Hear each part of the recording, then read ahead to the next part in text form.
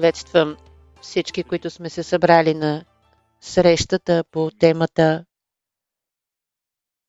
свързваща даоистката алхимия с понятия като дълголетие, карма, безсмъртие.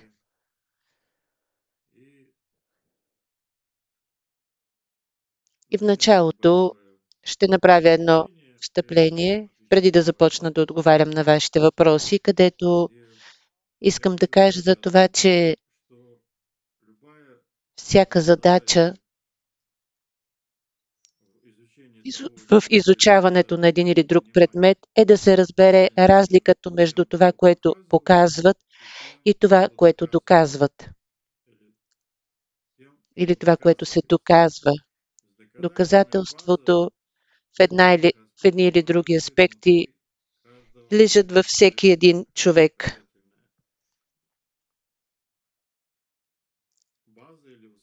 Всеки човек, неговата база на възприятие е различна и има своите определени условия и предпоставки.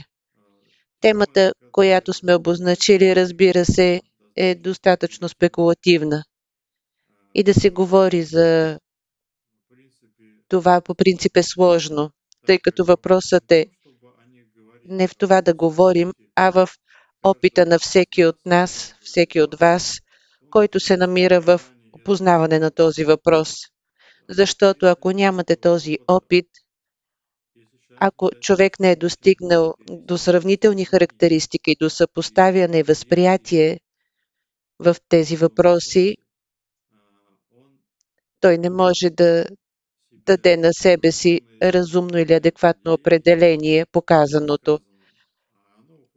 И то достига само до понятието вяра или невяра, приемам или не приемам. Тук въпросът не е да се съгласяваме, а както вече казах, опитът и умението да съпоставяме, а най-важното да достигнем нивото, когато вече можем от позицията на придобития опит да погледнем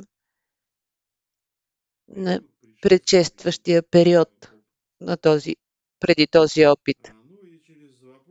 И чрез въпросите ще се постараем да поразсъждаваме на тази тема, тъй като темата е безкрайна, въпросите са много и ще се движим съответно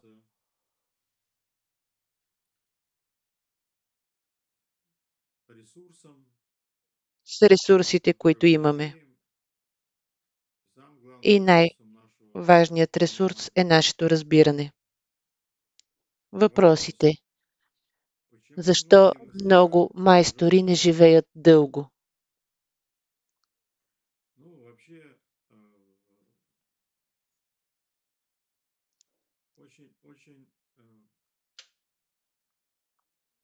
Това е много неопределен въпрос. Как можем да определим дължината на живота на майстора? Неговата дължина се определя от качеството на преживяване, а не от времето. За човек отстрани е важно количеството години, но за майстора е важно от какво е съставен неговия живот. От една страна. От друга страна има, разбира се, ограничения. И при майсторите, които са или пренатално и ограничават развитието, или постнатално, когато недостатъчно са задействани менталните ресурси. Разбирате ли, ако ние практикуваме, то това няма предел. Трябва постоянно да разкриваме, да преодоляваме и да се задълбочаваме в този процес, а не да го прилепваме към нашето възприятие и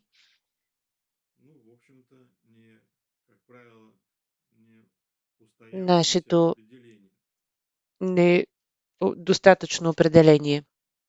Въпрос. Има ли принципни различия в концепцията за безсмъртие и дълголетие? Принципиални различия между концепцията за безсмъртие и дълголетие е свързана с нивото на това, което ние наричаме безсмъртие, защото на определен етап дълголетието се разглежда също като ниво на безсмъртие. Разбира се, въпросът в крайна сметка е как се изразила вътрешната структура или как се изразява вътрешната структура. Ако човек живее дълго и нарушава своята вътрешна структура, той не съответства на концепцията за безсмъртие. Ако той я пести и дълголетието изпълнява своята роля в даоистката традиция и е важна, то е да се усъвършенстваме в аспектите на безсмъртието. И тук трябва да се разберем в знанията.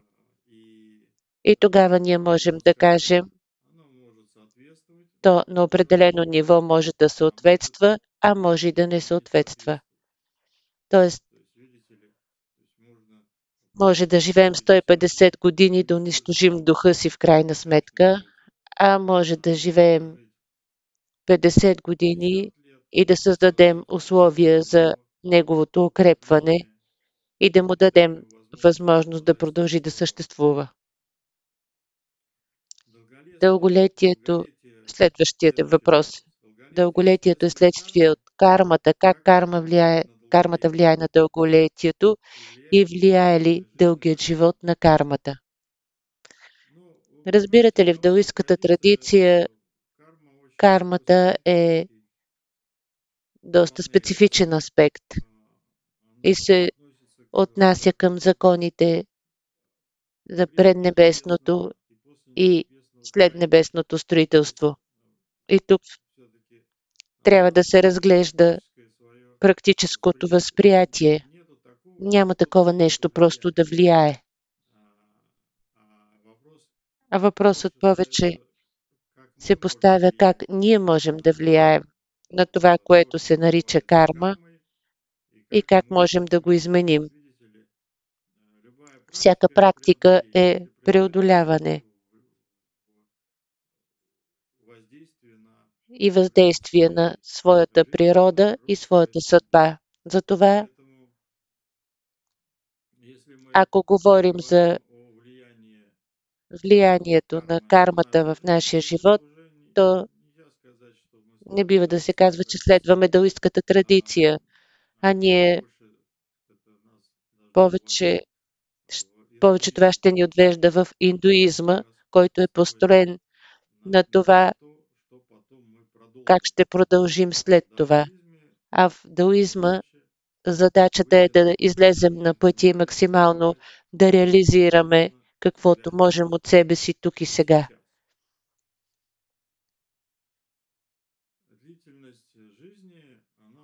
Дължината на живота, разбира се, може да влияе на това, което наричаме карма. Зависи от това, как ние постъпваме с този живот, какво правим.